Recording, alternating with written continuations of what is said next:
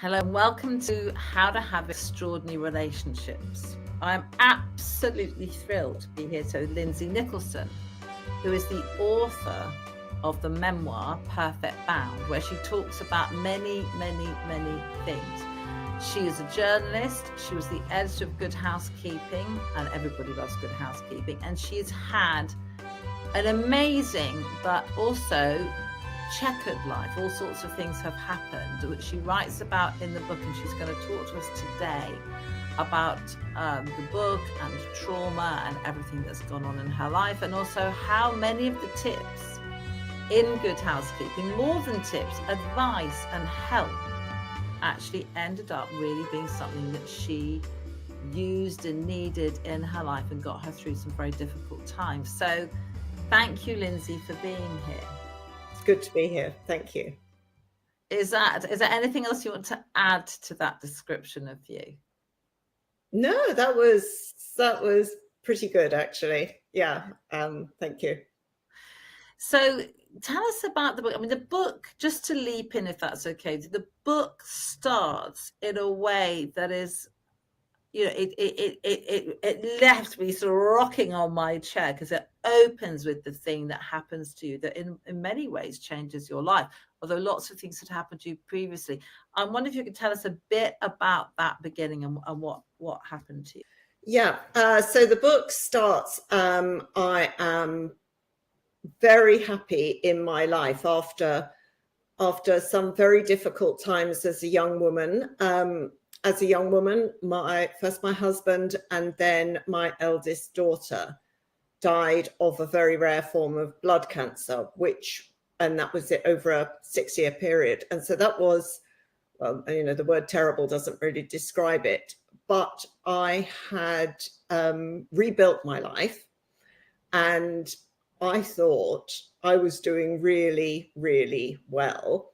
I had remarried. My surviving daughter, who'd had some problems as a youngster because of what happened, had grown up and was very happy and in a career that she enjoyed. And I had this great job, that I absolutely adored, as editor of Good Housekeeping. And my husband and I just moved to a beautiful house in the countryside, which he called our forever home. And so really everything was good. And then I was driving home from a visit to my mother, and all of a sudden, it was early evening, all of a sudden, a lorry that was on the inside lane beside me just seemed to cross. I mean, it didn't merely pull out in front of me, it crossed the carriageway and was directly across the carriageway, and I had no choice but to hit it at 70 miles an hour. It was such a, it was funny. Your life really does go into slow motion at times like that. And I really, actually for a while, I thought I was dead. I thought such a crash is not survivable. In fact, there wasn't a mark on me. My car was a complete write-off. The front of it disappeared underneath the lorry. And the odd thing that happened was that my husband didn't come and collect me, which I couldn't really understand at the time. My daughter, who was at work, left work and came and got me, and I didn't really know why that was. But what it did do, and I went to see my GP because I couldn't get to work, I was crying so much, was that it re-triggered all of the trauma that I'd gone through earlier, and I was just into this sort of descent into trauma, which would have been bad enough, but within 365 days of that crash, which, by the way, was caused by someone attempting to take their own life, and they ran out in front of the lorry, and the lorry swerved to avoid them and jackknifed. That's what caused it. And amazingly, and also thankfully, he did survive, although he was in hospital for many years, the person who tried to take their own life. But within 365 days, I had lost my marriage, my job, I'd been arrested, I'd been made homeless twice. I was, everything that I had spent 30 years building up was gone in the space of the 365 days that followed that crash. So the book starts with the crash and starts with my attempts to rebuild my life, some of which were successful, some of which were amazingly unsuccessful. I mean, the beginning, I cannot, the idea that you come out of that unscathed is remarkable. I wonder, do you feel resentful against the person who causes the crash by wanting to end their own life? So that's what I was, if this I don't. Yeah. I did. I mean, in the weeks after the crash, as my life, which I loved and enjoyed, was unraveling before my very eyes, and the police very kindly kept me informed and told me about the progress of the man in hospital, I was honestly tempted to go and pull out the plug of his life support machine and beat him to death with the end of it, quite frankly. I don't feel that way now. What I feel is amazingly grateful that it happened, grateful that I survived, but also grateful that I had the opportunity to understand that my life was going down a path which was not sustainable. And I was papering over the cracks, and I had the opportunity, very painful opportunity, but I had the opportunity to find something that has been so much more satisfying. And I don't think if the awful crash hadn't happened, I would have just slogged on, telling everyone my life was perfect when really it wasn't, and I was covering up the cracks a lot. So you didn't realize that at the time when this fateful thing happens. And I also can't believe, I mean, you had your little dog in the back of the car that also survives. And, it's interesting, everything gets focused on the dog, in these moments, it's strange what we focus on. But then, I kind of think, well, why wasn't someone putting you in an ambulance? And why weren't you getting counselling afterwards? And where are the trauma specialists? And now I don't know if things have changed, but it feels that you were just sort of, you were told to go home. Well, yeah, I was. I was told to get myself home, to be perfectly honest. My car was a write-off, but there was a recovery truck coming to pick it up, and the police said to me, no, it's a crime scene. We will be keeping the car, because I mean, it was actually an impossibility given where my car was, where the lorry was, and where the man who'd run into the road was. It would have been an impossibility for me to have caused the accident because I'd come along slightly behind. But I did understand that in the chaos and the confusion, the road was closed for 7 hours. It was absolutely dreadful. There was no one else was hurt at all, but there was absolute gridlock for 7 hours.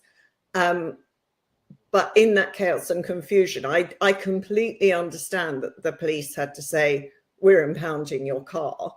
But they didn't say, let's help you get home, not remotely. And also, a few months later, something happened, which I'm sure we're going to talk about, which is that the police did leap to conclusions, did make assumptions, and all I would have wanted would be for that objective, it looks like you weren't to blame, but we're going to play it very carefully, that I had in that crash for to have happened at another point in my life. But yeah, nobody helped me my daughter came and got me. She helped me get home. I went to work the next day. I probably was telling everyone I was fine, but then I was crying so much I couldn't hide it at work. So I went to see my GP, who gave me Valium.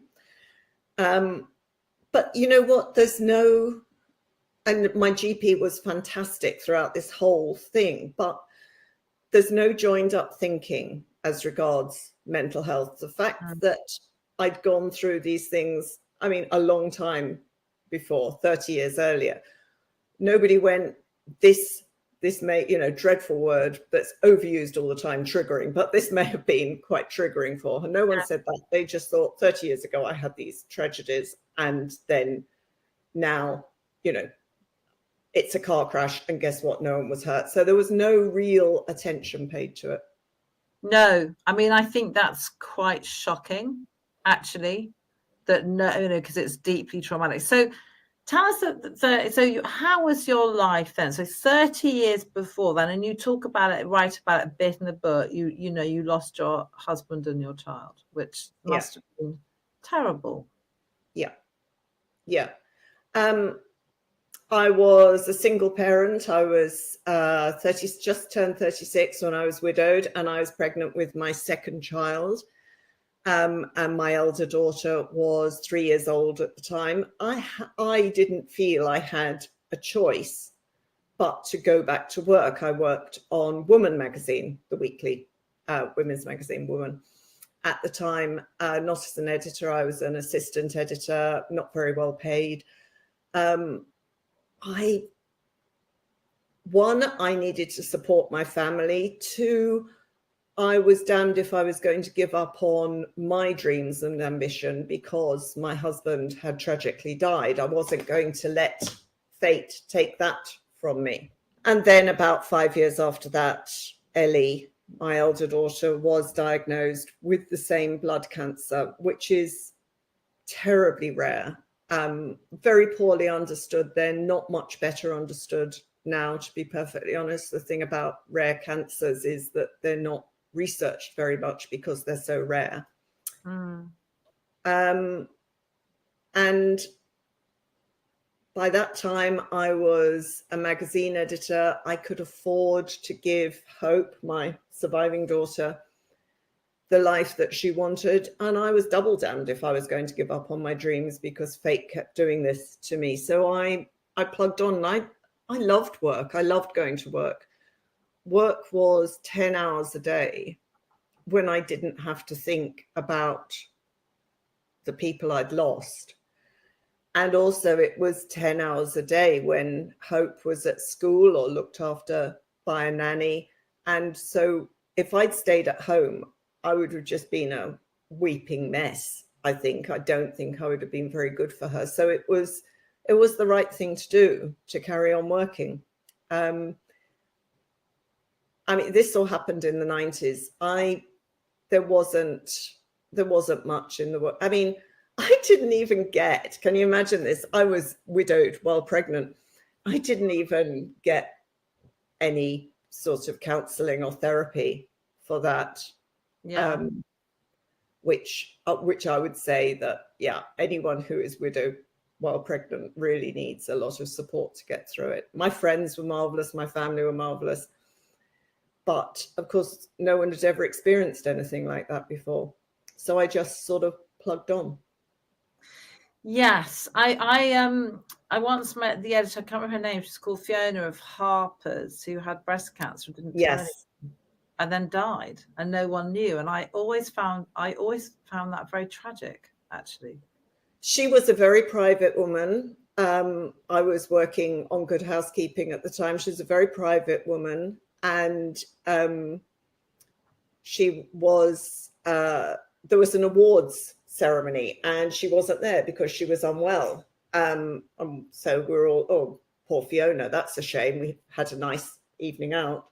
And got to work the next morning and found that she had been having treatment for breast cancer and she had died while we were all at the awards ceremony.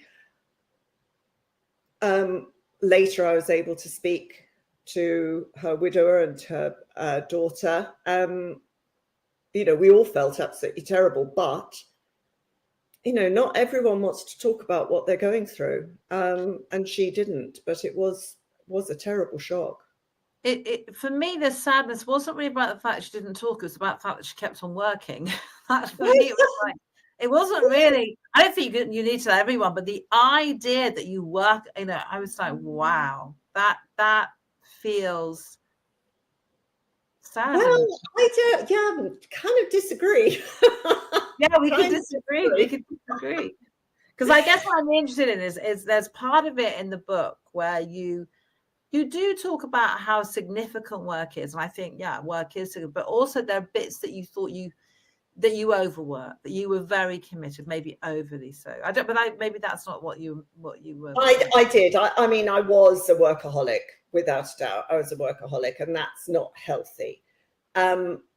And the trouble with being a workaholic is that employers love workaholics because they're so productive and they do great things and they never stop thinking about work. So you get promoted a lot if you're a workaholic. And no one, if you had a problem with another substance, people might take you aside and say, you may need to cut back on that a bit. If you work too much, nobody tells you to cut back. They just go, yeah, good. Would you like this shiny office? Yeah. So it's like people that say you need to go above and beyond. And as I say to my kids, that just means they're not going to pay you for doing a lot of work that's going to be unpaid. And if I were you, I wouldn't go above and beyond whatsoever.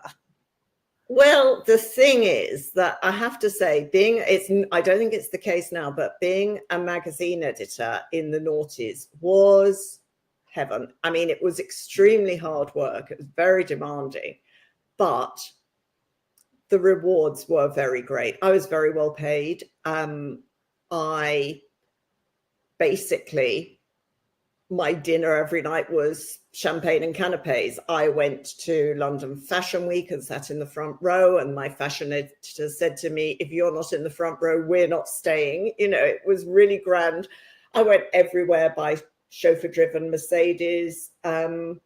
Basically my diet was coffee, champagne and canapes. You really get that feeling in the book. And I was, of how, very, it's wonderful. You get that feeling of, wow, this is hard work, but it's also great. And I could, in my position, I made Good Housekeeping the biggest selling glossy in Britain. I could basically ring up anyone I found interesting and interview them, spend time with them. The only person I didn't get through to, who I wanted to get through to, was Germaine Greer. And I later heard that a junior had been too scared to pass the message on. So I got to meet everyone I wanted to meet and had a really good time. It was lovely. I'm very glad. But there were a lot of things in my life that I wasn't doing. I was very devoted to Hope. So Friday evenings, I would wait for the weekly sales figures to come in. And then I would, that would be about 6:30. And then I'd go home. You see, I thought leaving at 6:30 on a Friday was going home early. And then I go home, and then I would be completely 100% with Hope until I set off for work on Monday morning. Yes. Yeah. So you loved all that, but then this horrible thing happens and your husband doesn't come and pick you up, and then stuff starts coming out, doesn't it? Stuff. Yes. Having to realize, all sorts of things happen. Your brakes fail. Yes. All sorts of things. A sort of litany of. It's like this big thing happens, and everything starts falling down. Yeah, I'm not a sort of it was the universe telling me to slow down person. I'm not like that. But I think what happens is if you live, as I was doing, in this state of dissociation and not really accepting or acknowledging what's going on around you for enough time, then there comes a time when it all starts to go wrong, and it all goes wrong quite quickly. It's that quote. It's sort of, it starts slowly and then it all happens very fast indeed. So so the car, it should have been a write-off. It wasn't. It was a very expensive car, which probably saved my life. But it was mended by the insurers because it was too expensive to write off. And they gave it back to me. And then I was driving on my own in the Lake District, and the steering failed. And I ended up in a ditch. And oh, guess what? My husband didn't come and get me again. Yes, yes. Yeah, there's lots of this. You start the book as the reader, you're like, uh-oh, I can see where this is going. Yeah. Yeah, yes. But I couldn't see where that was going. So, well, there's not wanting to see, isn't there? There's choosing to believe. And there were times when my husband was very loving. So just before the first crash, I'd had a birthday party, and he'd made this amazing speech saying, "This woman changed my life. I love and adore her." So there were a lot of conflicting messages then. Yes. Work was very difficult because obviously digital was starting to really change the way that magazines were. Yes. At first, magazines had thought they could sort of just do a website as well as a magazine, and that would be fine. But really, it was becoming apparent that the whole nature of communication was changing. And the whole nature of advertising, which is, of course, what funds a lot of what happens in magazines, was changing. And again, I was a bit kind of blinkered. I was a bit, it will see me out, and Good Housekeeping was doing really well. I don't have to worry. I don't have to worry. And then, so 4.5 months after the first crash, 6 weeks after the second crash, I discovered that my husband was in fact having an affair, that the failing to come and get me after 2 crashes wasn't actually bad luck or a coincidence. And then I confronted him. And things got really bad then. Yes. Yeah. I confronted him. I demanded to know the truth. It was so cliched. I found messages on his phone, and he picked up the landline. In fact, we struggled for the phone because I wanted to see the messages. He picked up the landline and called the police. And you get arrested. Yeah, 2 cars with flashing lights arrived at the house. There was no struggle. I didn't hit him or anything. There was nothing. But unlike when the police had looked at the disarray of car, lorry, and pedestrian in the car crash, they looked at the situation of 6'4" man, 5'8" woman, and decided to arrest me. And I spent a night in a police cell. Wow. I mean, was there a point that night you were thinking, how on earth have I ended up here? Actually, what I felt was, oh, now I get it. Now I understand. And it had actually taken it, and I didn't get it straight away when I was first arrested, put in the back of the police car. It was only when I was, I was searched, I was fingerprinted. It was awful. His behavior was so strange. I'd actually felt quite suicidal, well, very suicidal. I'd actually had suicidal thoughts earlier that day when I was at work, because of course I was at work. There's no way I'd have taken time off work just because my whole life seemed to be disintegrating, and I'd been in 2 car crashes. I had suicidal thoughts while standing, waiting for a tube train. And I'd run out of the station. To tell you the truth, I've barely been on a tube train ever since. Got home, found the messages, confrontation, etc. And it was only when I was sitting, I can picture myself sitting in that police cell. There was a red blanket. I wrapped myself in the red blanket, and I was still wearing the Donna Karan outfit that I'd worn to work that day. And I just sat in the police cells, sort of Donna Karan outfit and a red police blanket. And I thought, oh, now I understand what's happening. And I think I was so determined to see my life the way I wanted my life that it took being locked in a police cell to make me understand that things weren't actually as I thought. That must have been a pretty shocking moment. It was what the police should have done if they wanted to arrest me, for which there was no evidence, and I was let go the next day. What they should have done is taken me through an at-risk checklist, which would have, I'd been to see my GP after the incident with the tube train. Someone with suicidal impulses that day should not be locked up overnight. That was completely wrong, quite apart from the fact that there was no real evidence to lock me up at all. But women are much more likely to be arrested in that situation than men are, which is something I only discovered. Very shocking. Very shocking. Yeah. And then all sorts of, I mean, then you lose your home because there's a sense that if you go back, he might do it again. I mean, it's somehow you end up on the wrong end, and you should, you know, I read it and I was like, how the hell did this happen? How did this woman end up not in her? I mean, how does all this loss happen when it's so clearly not right? Yeah, I couldn't go home. I was told by the police not to go home in case there was another allegation. So I went to stay with my mother, didn't tell her about the arrest, and then found somewhere to rent. And I thought, this is it. I'm carry on working. I can afford the rent on this lovely place. Then I was made redundant, and then I was served with a no-fault eviction order. Lost everything.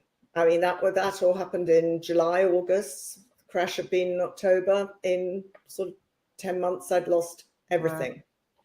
My home twice, my marriage, my job. Then I got angry. And it sounds weird because I wasn't angry before, but I wasn't. I was just sort of stunned and surprised. And I can't believe this is happening, and I will just ignore it and carry on.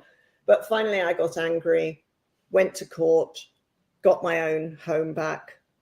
It was a business decision to make me redundant. They were very generous to me. That wasn't a problem, but I did have some cash behind me. So I moved back into my home 1 year to the day after the crash. A very different person.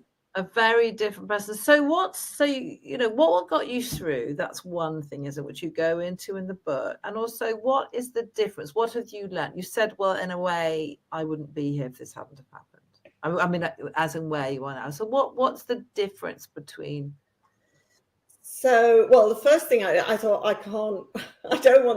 I'd edited the biggest selling glossy in Britain. I didn't want to edit another magazine, and I knew that I was in no fit state to go and pitch for jobs or anything anyway. So I thought, I know what, I'll be a life coach, which was obviously just a sign of how deranged I was. And I didn't become a life coach, you'll be glad to hear, because I would have been terrible. Because what would I have been saying? Do everything I do and then your life can fall apart. But that actually gave me a real grounding in what makes people tick, and which I'd never really had before. And also how we can get ourselves into these, and we do get ourselves into these scrapes. I mean, fate is awful, people can do unkind things, but you can mitigate what happens to a degree. You can't mitigate, obviously, death and loss, but you can mitigate the unkindness that people perpetrate against you if you kind of have a better sense of self, I think. So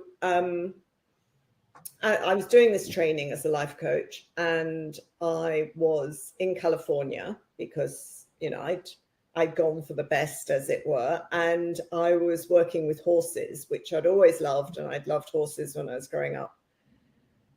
And this cow pony was sort of whizzing round and round and round. And I was being trained, and I was supposed to be very calm, and then she would calm too. And she wasn't calming. And the trainer said to me, "Can you feel your feet?" I said, "What do you mean, can I feel my feet? I can't feel why would I feel my feet?" And she said, "You'll never be safe unless you can feel your feet. You are living entirely in your head, imagining a life you want, working out mentally how to achieve it, and you are absolutely failing to get any sort of signal about what's going on in your life from your body. So I didn't believe her, but I did kind of concentrate on my feet, which is something I don't do. I hate my feet. I've got very big feet, which I've always squished into high heels. And the cow pony stopped galloping around and trying to kick me and came over and nuzzled me. And that was, yeah. Beautiful. That was a real breakthrough for me, in that the physical way that you inhabit your body has an effect on the world around you. And you can't just think your way out of everything. And that pony knew. Yes, it's incredible. Yeah. So I started working with horses. I started volunteering with Riding for the Disabled, which is amazing.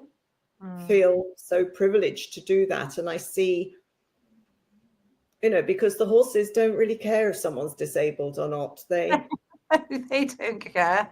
But they do care if people's energy is scattered, though, because it doesn't make them feel safe. They don't like it. Yeah, so they're more likely to play up. So we've got one pony, Spot. He can be very naughty. And he'll play up for anyone whose energy is all over the place, and so on. And I have seen him stand rock still while a child with cerebral palsy works out how to get on his back. And then someone else will come along who's just not paying attention, and Spot's, kind of naughty as anything. It's incredible. So that was the really big learning for me, I think, that I used to think that I was a sort of brain that was carried around in a meat suit, that my body was just something so that my brain could get to places. And I don't feel that way now. That is such a big shift, isn't it? It's a big shift. Do you still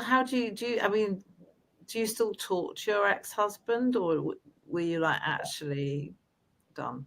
No, I haven't spoken to him really since he left the house and I moved back in, which was 7 years ago, nearly 7 years ago. No, I don't have any contact with him. My daughter, Hope, so she was 11 when we married. And she hadn't known a father until then, because her own father died before she was born. So that was the first time she'd had a father. And she was very fond of him. And I do think that it was important for her to have him around as a teenager, particularly because in this absolute catalogue of bad luck, I also had breast cancer when Hope was 14 years old.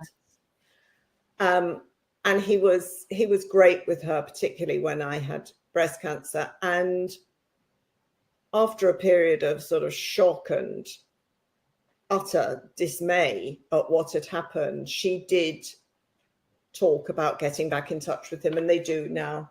They are in touch, but I'm not in touch with him. So you've been through a tremendous amount. Just in this short sort of dialogue, there's been, I also hear there's been great stuff that you've really loved and enjoyed in your working life, and probably lots of your life, but there's been a lot of loss and trauma, hasn't there? A lot of loss and trauma. Yeah. Too much, really. I could start to feel resentful about that. But you know what? I volunteer at Riding for the Disabled. And every week I meet families who have been through at least as much as me, if not more. And I would say the only way in which I'm different is that because my job gives me a public platform, because I've written a book which has been published, then I get to talk about it. And usually people who have a public platform and who have the time to write books are people who've had more straightforward, simpler, more straightforward lives. But out there in the real world, without the time to write a book or anything about it, or to cultivate media contacts, there are people who've suffered every bit as much as me or more, and continue to suffer, and don't have I had strong family, strong friends, and a good income, and that goes a long way. It does. So what would you like people to get out of the book when they've read it? Because at the end, there's lots of sort of, it's a story of hope. It's a story of rehabilitation to a certain extent. Not really, but, it's a story, it's a journey, isn't it? You start at A and you end up somewhere really rather different. Yeah. Well, one of the reasons I wrote it was because when I was going through all of this, I hadn't read a book by anyone who'd been through anything like it. And it would have been quite nice for me to know that it was survivable. So really, the reason for the book is it is survivable. Whatever you're going through is survivable. You will be okay. Here's how. The other thing is, it's what the trainer said to me when the cow pony was whizzing around, bucking and kicking and baring its teeth at me and things, which is, you're never safe unless you can feel your feet. If you persist, as I did, in living inside your head and developing this view of reality, which is simply how you want reality to be in your head, you're not going to be aware of what's going on. If I don't know, because I wasn't paying attention, but I'm very sure that if I had been paying more attention in my marriage, if I had been paying more attention to what the digital world was doing to print publications, I wouldn't have been quite so surprised by the things that happened. So it's about paying attention. It's kind of, there's the mindfulness piece there, but mindfulness is all kind of, if you concentrate on the washing up, you'll feel relaxed and so on. It's actually getting out of your head, down into your body, and really noticing what's going on around you. Yes, I totally agree with that. Yeah, and I think that's a great message, which is not to alarm. It's not an alarmist message, which is, oh my goodness, I've just realized my husband's having an affair. It's like, what's actually happening here? What am I feeling? Because quite often your gut probably would have said to you, he hasn't picked you up twice when you've had an accident. Yes. That's not normal behavior. People that care about you show up. They show up. Yeah, exactly. I didn't want there to be anything wrong with my marriage. So and there were enough good things I could say, well, we did this, we did that, and so on, but not showing up to pick me up twice after those dreadful car crashes, and really being quite hostile after them as well. I should have slowed down. I should have paid attention to what was going on. And the thing that really has amazed me, and this is why I say I'm happier now than I was, which is very counterintuitive to me, is that if you do slow down, pay attention to what you're feeling and so on, life is so much better. So much better. It's so much better. It really is. And you get this sort of intense joy from things that you would have just not even noticed before. I live it's still a very busy life, actually. I am obsessively busy, but I do take time to slow down. Great. So thank you so much. I just want everyone to know, please go get the book. It's a wonderful book. At the end of the book, there's lots of, I don't know if you call them tips, but there's lots of, stuff around sex and self-esteem and tips. There's really kind of helpful, practical stuff at the end. Feel your feet, moves from this story into you know, some Yeah, I mean, I'm not someone who just wants to say this happened to me, this happened to me. I like some practical advice, you know, and there is, I mean, go out for a walk and then come home and cook yourself a meal. That would be step one, I think, for anyone. Yeah, take yourself out of yourself, get out in some nature and come home and cook. So, you know, I love the fact that it goes in some, which is why you were so brilliant on Good Housekeeping as well, is understanding your audience and understanding that people want to know stuff and get, you know, they don't just want to get stuck in the pain. You know, as people come to therapy and go, I'm in pain, you know, if we sit in the pain, we're not doing anything very helpful. We need to kind of move forwards into something else. There's lots of that in the book, which I really enjoyed. Thank you. Are you going to write another book? What's on, or are you just enjoying? I mean, you've only just really written this one, so you enjoy. Well, I told my editor asked me that, and I said I'm planning on a memoir that's called "And Not Much Happened After That." So it's a bestseller. I can feel it. Yeah. That note, thank you so much. That was just wonderful. Thank you so much for being so honest and talking so beautifully about it all. Thank you.